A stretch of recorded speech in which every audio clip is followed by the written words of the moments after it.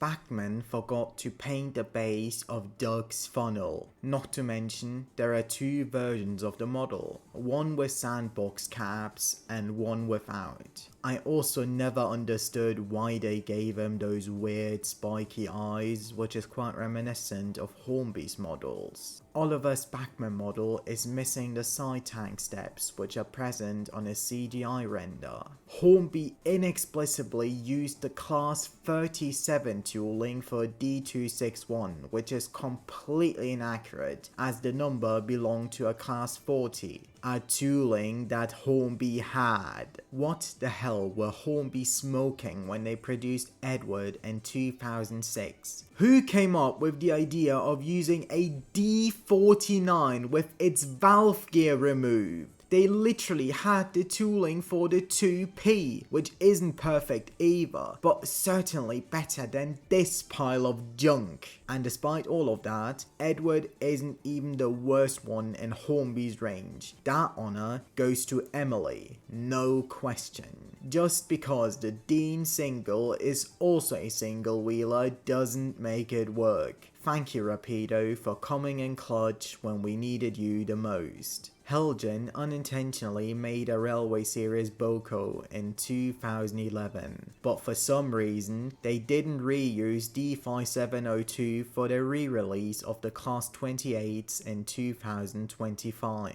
What a missed opportunity. Same with Dapple and the Great Western Auto Tanks. Why did nobody suggest to make 1436? There are quite a few goose when it comes to illustrating Gordon. He doesn't have side rods here in Edward's Day Out. He's lacking a wheel set here in James and the Coaches, making him a prairie. And he's also missing his rear pony in this illustration from Gordon Goes Foreign, making him a 10-wheeler. The mistake is present in both John Kenny and Lorraine Marshall's versions. DJ Models made the real Wilbert ones, but alas, the model sucks and is impossible to find nowadays. Thank you Akira Scale for coming in clutch when we needed you the most. It took Bachmann 2 whole decades to finally paint James's smokebox saddle. Why does the Bachmann Edward have this weird block thing in his tender?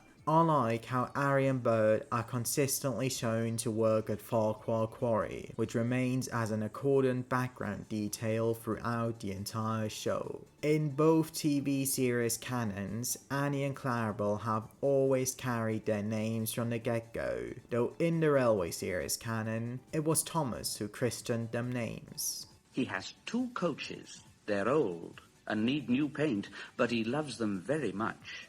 He calls them Annie and Clarabelle. It makes sense, considering that they were never shown to wear names in the books. As Duck was initially drawn as a 6400 by mistake, the front of his tanks was painted green instead of black, which remained for the rest of the franchise. The 1984 film Breakout co-stars a young John Hassler and Simon Nash. The latter would become the voice of Tencent years later, and the former would later become the voice of Thomas in the CGI series, which is crazy to think about. Both of them are now over 50 years old. Remember what I said about David Palmer? Well, that definitely does not apply to his illustrations for Donald's Duck. What happened here? James is illustrated as a Fowler 4F, and Doug is bafflingly illustrated as a 1400 class. Not to mention, this drawing is just awful. Percy is missing his coal guard here in Plunge.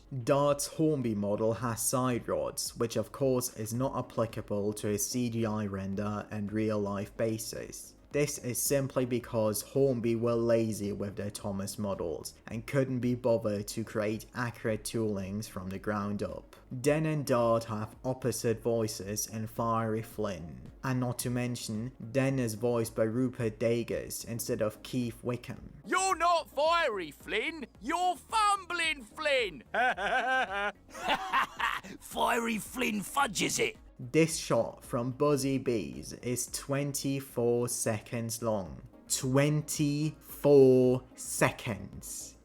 Thomas looked at his wise friend Hero. He hadn't looked after the bees. He hadn't looked after their hives, and he hadn't taken the woodland track. But he had taken Hero's flowers.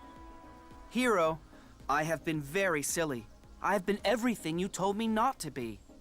But now, I will do everything you told me to do. Thomas is breaking the fourth wall here. Thomas knew that the longer way was safer.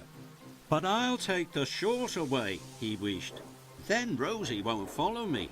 Bill and Ben are absolutely ginormous in these two illustrations. Speaking of, the reason as to why the twins' models had to be upscaled this much is simple. Fitting all the mechanics needed into accurately scaled Alfred and Judy models would have been impossible, hence why Bill and Ben are almost twice the size they should be. They were also going to carry numbers above their faces as seen here, but that never came to fruition, ergo that erroneous line in this easel. Listen, he doesn't know you're twins, so we'll take away your names and numbers, and then this is what we'll do. In Day of the Diesels, Percy imitates Victor's Hispanic accent at one point. You can't fix an engine without a crane. That's what Victor says. You can't fix an engine without a crane. That's what Victor says. There are quite a few instances of reused titles. Thomas and Trouble, Dirty Work, and Fish. If we count US titles as well, we've also got Thomas Saves the Day and Double Trouble twice. One of the most prevalent title formulas is To the Rescue. Here's the rundown. Rusty, Harvey, Thomas, James, Race, Steam Team, and Emily. If we also count US titles, Henry II has come to the rescue. If my count is correct, Percy has crashed 9 times in the Railway series. Season 6's Salty Secret is the only series opener in which Thomas does not speak in. Scar Lowy gains a magical 5th coach in this illustration from Old Faithful. Why are Stephen and Bridget's parents never shown nor mentioned? And speaking of, by the time season 24 rolled around, little Thomas aged and grew up, and yet in the same season, the hats still remain the same age. It was nice to have Mark Morahan re-narrate season 13 Snow Tracks, making it the only CGI episodes to have 3 narrators. Though I gotta say, it's so weird hearing Mark say all the clunky Nitrogen era dialogue. Gordon pumped his pistons proudly, but at the bottom of the hill, there was deep, deep snow. The snow was deeper and deeper and deeper. Gordon could hardly huff through it. It grew bigger and bigger. Gordon started to huff slower and slower. He thought his boiler was going to burst, but they were happy to have been really useful. Gordon wished grandly. Ben Small's performance in Tale of the Brave is absolute peak. James! Where is he, James? Stop! There's been a mistake! You can't leave! Come back! Stop the ship, Cranky! Stop the ship! Don't let it go! This is an emergency! It's a landslide! Percy! You have to get out of there! Why exactly does Ben still to this day not receive the love he deserves? Thomas is missing his cap steps in these illustrations. And while we're talking about Down the Mine, the script for the pilot hilariously spells Thomas's name with a lowercase t at one point. In season 18's Long Lost Friend, Gator's driver has a speaking role. I think this salt must be meant for the steamworks. The last time a driver spoke was all the way back in season 10's It's Good to Be Gordon. You're going to be late, cried his driver. Aside from Bob in Day of the Diesels and Thomas's driver in Tale of the Brave, this marks the first time a driver or fireman spoke in CGI. Gordon uses Edward's whistle in the opening of Edward's Brass Band. Summer is a busy time on the island of Sodor. Why does Peter Sam randomly gain a southern accent in Dingaling?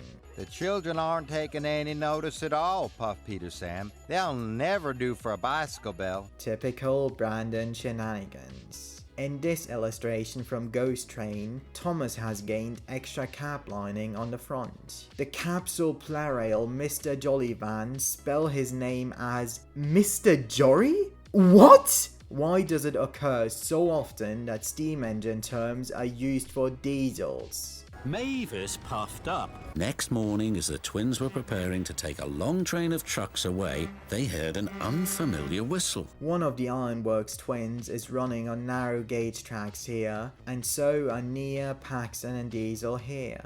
I might be going insane, and I want to clarify that this is purely speculation, but this is just bonkers to me. When Bill and Ben's models were refurbished in Season 6, the model makers repainted one twin as the other. You can see the chip on Bill's buffer beam in the Diesel, right? And now take a look at Ben's buffer beam in Buffer Bobber. Pretty crazy stuff. Ringo Starr's performance in a close shave is absolute peak, especially in the US dub.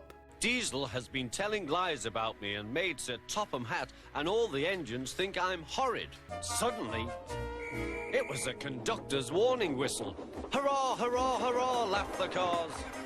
We've broken away, we've broken away. Chase him, bump him, throw him off the rails. They raced through Edward Station, but the cars were catching up. The ladle trucks in Journey Beyond Sodor were actually made all the way back by Nitrogen. Throughout the Railway series, the narrow gauge engines are consistently illustrated with a rim around their faces. However, there is one instance where Sir Handel's face takes up the entire smoke box. God, this looks so weird. In 2019, Bachmann updated Toby with a darker brown paint job. Who exactly asked for this? In the US dub of Season 16's With Swish, Farquhar Quarry is name dropped. In the UK dub, however, its name is strangely absent. Toby and Mavis work at Farquhar Quarry. Toby and Mavis work at the quarry. And speaking of, this episode marks the only time in which Spencer is seen pulling 3 coaches. How this amateurish editing mistake in Cole got through is beyond me. All he could do was to go slowly onto a siding, and Edward took charge of the train.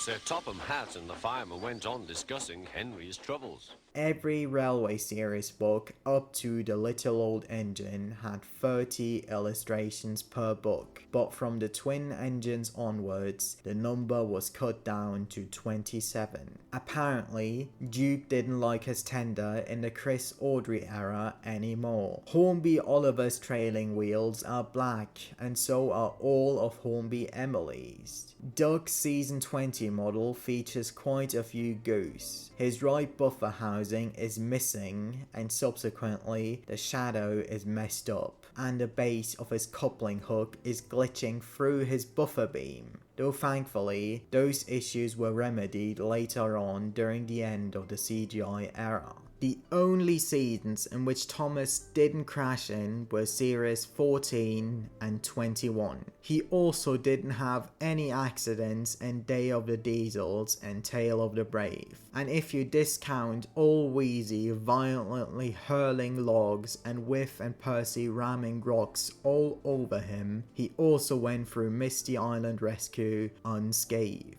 There were 2 Ginties painted as Thomas on separate occasions, number 47298 at the Langolan and number 47327 at the Midland Railway. If you struggle to tell them apart, the main difference are the side tanks. 47237 has a cutout and 47298 does not. The color of Thomas's trucks changes between shots in Tale of the Brave. Speaking of, in this scene from Season 9's Thomas's new trucks, he and James are mistakenly coupled to each other's wagons. There's a neat bit of continuity in season 12's Bandstand. In that episode, Percy is said to blow his "do as I say" whistle, which is an indirect reference to season 1's Trouble in the Shed and season 8's Percy's new whistle. Troublesome Chucks wearing Toad's faces is such a peculiar sight. Thanks to the fantasy sequence from What Rebecca Does, Pinchy has more appearances than Diesel 10 himself. Oh well, nice time of the year for a cruise. In season 13, Bertie's face is not conjoined with his radiator. This looks so awkward. In season 13's Creaky Cranky, Cranky breaks down after lifting Thomas. However, later on in Misty Island Rescue, he manages to lift Spencer just fine. I suppose the engineers somehow increased Cranky's hauling capability while repairing him. I will never understand this stupid scene in Jumping Joby Wood. That's right, boss. Boss? Sir Topham Hatt! Sir Topham Hatt! That's right. And somehow it makes even less sense in the UK dub. That's right, boss. Boss? Fat Controller! Fat Controller! That's right. Thomas literally told the logging locos to insult his boss. Boss? Oh, right. I forgot. The same thing also happens in Double Trouble. Only this time, Thomas is insulting Loam, who he thinks is Topham, right in his face. Excuse me, Sir Topham. You don't quite seem yourself today. Is everything all right? Excuse me, Fat Controller. You don't quite seem yourself today. Is everything all right? How did nobody notice that George's face is not fitted correctly? Tidmouth Sheds is the only location to appear in every season and special. Gordon's Hill also appeared in every regular season, though it did not make it into the Pack spin-off. The stare-down scene between Hero and Topham in Hero Helps Out is frankly hilarious. I can see, sir.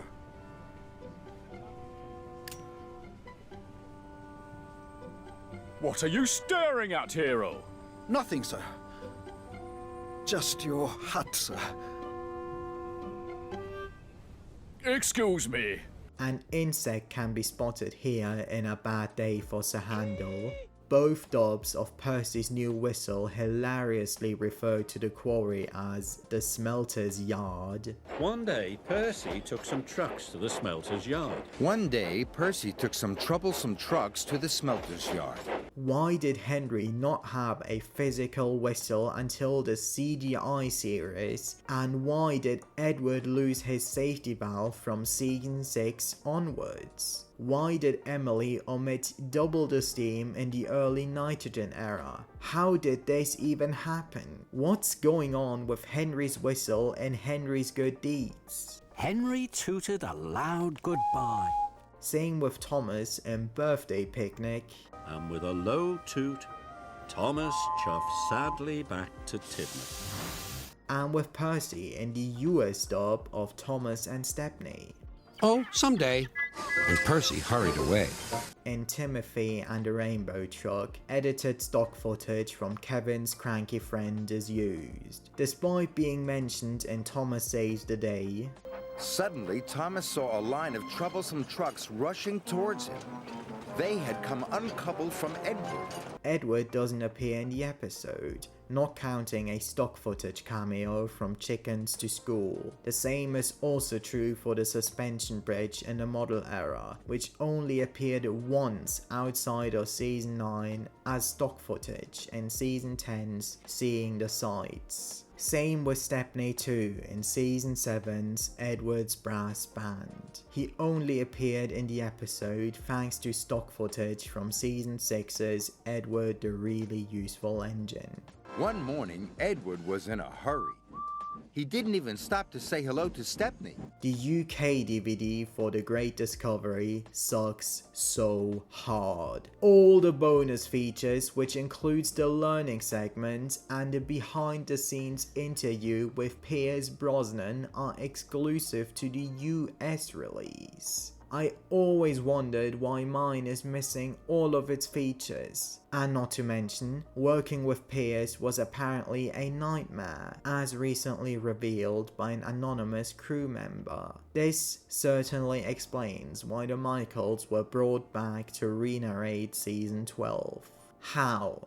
Just how? Can we talk about how the Bachman bow looks much better than his official CGI render? The lack of buffers really makes such a big difference. Same with Bash and Dash's Take and Play models too, because those actually have proper chassis. Speaking of, the twins' faces are swapped on those head-on promos. Array is the only character to not receive a regular minis variant. The fact that we're receiving a model of Duke in 2025 is insane. This truly has opened up a lot of new doors for other potential future announcements. KR Models, listen to me carefully. If you wanna make some dough, fight with Mattel to get the rights to announce Sunny. Due to Duncan's terrible inaccuracy to Douglas in CGI, Bachman were forced to cancel production on his model. And unfortunately, Duncan really only exists in the Thomas world and doesn't necessarily do as well in the, with a real prototype. So we wouldn't get the crossover appeal for that model, and we were afraid that the sales would not be sufficient to justify the cost without the crossover appeal for both Thomas and, Owen 30 modelers. As you can imagine, this really hurts. God, I pray that Bachman will do the inverse in the future and make Douglas first and later convert him into Duncan. In Molly's special, Molly says, Emily laughed at me because I have to take empty trucks to the coaling plant. Molly puffed sadly. I want to take full trucks like a really useful engine. Though later on in Emily's rubbish, Molly deservedly gets the last laugh. Up the line, Emily and Whiff passed more engines. When they saw Whiff, they all laughed too. In the CGI version of the song Little Engines, Stepney is mentioned despite being one of many to not make the switch to animation.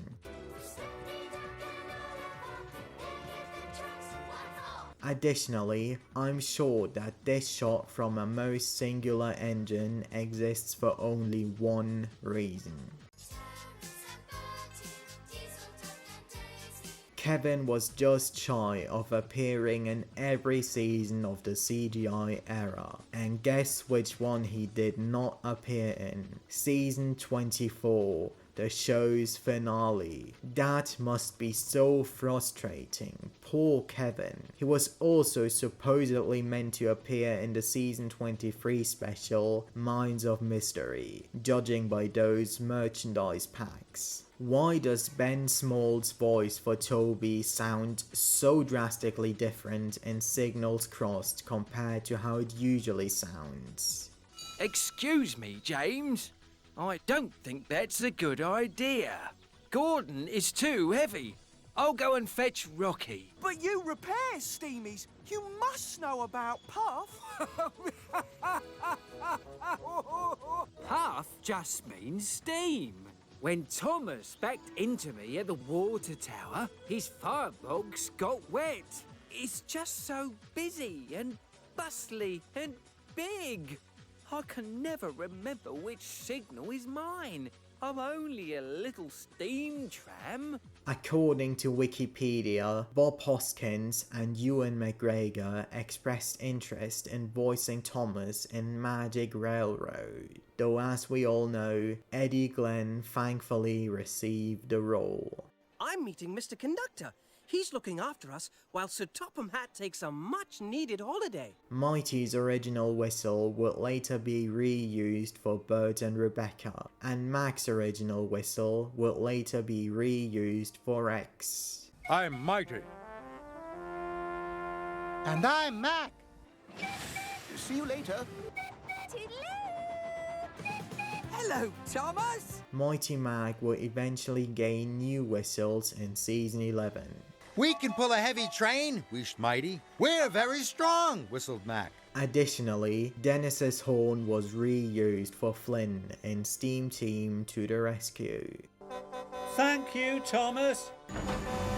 Salty had a lot of horns during the show until he permanently gained Derek's horn from Day of the Diesels onwards. Ahoy there, Cranky! The Fat Controller arrived on Salty. It was a horn, but not Mavis's. Salty at the docks, shunted by Salty.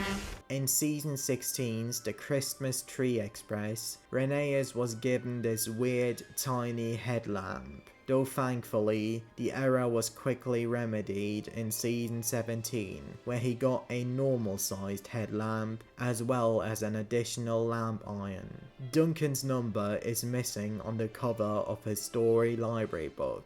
We were so close to getting a decent Rebecca design, but alas, this is what we ended up with. Toby's museum coach was created for season 9's Toby Feels Left Out exclusively, though it did appear in a learning segment called What Goes Where, also from the same season. Due to its rather elegant design, Bachman ended up producing museum coaches commercially, as well as a fictional composite coach to go along with it. The back cover of the Railway Stories, read by William Rushton cassette, hilariously misspells the title as Peter Sam and a Refreshment Lay. The same also goes for Scar Lowy, whose name was horribly misspelled with a C on this vinyl record.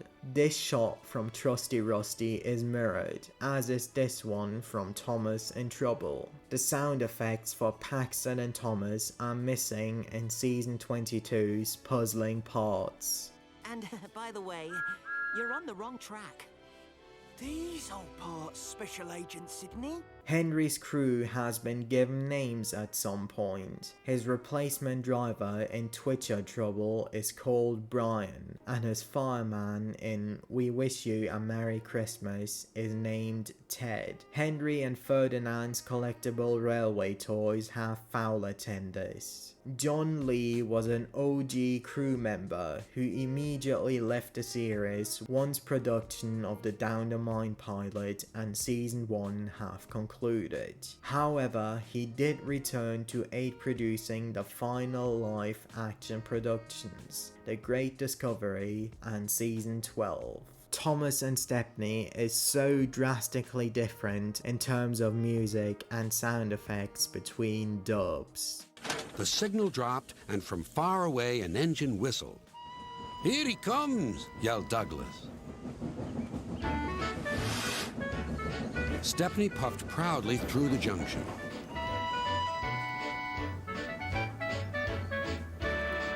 The signal dropped, and from far away an engine whistled. "Here he comes!" yelled Douglas. Stepney puffed proudly through the junction. All the engines were pleased to see him. Falcon's name is misspelled as Fallon on his nameplate. Brendan Bay is incorrectly spelled as Brendan Bay on Bill here. Holtraw is incorrectly spelled with an AE on this station sign, and Ulstead is missing its A on this map here. There is not a single person who will disagree with the fact that the original pilot's mine collapse scene is far better executed than the final episodes. In the original Bill Middleton illustrations from the 3 railway engines, the aforementioned were painted blue with yellow lining, which is also stated in the story. This was quickly changed to red in Thomas the Tank Engine onwards, and quite frankly, that was a good decision on Wilbur's part because the red lining looks much more appealing. Prince Harry initially appeared in season 24's The Royal Engine, the show's finale. In future releases, however, his live-action introduction was strangely omitted. Furthermore, Britt Allcroft herself wasn't exactly delighted by his appearance, mirroring Wilbur Awdry, who criticized season 3's Henry's Forest all the way back. Though I'm not quite sure as to why Britt was so upset with his Royal Highness's appearance in the first place, it ought to be appreciated that she still kept up to date with her own show until the end, despite not working on it for almost 2 decades.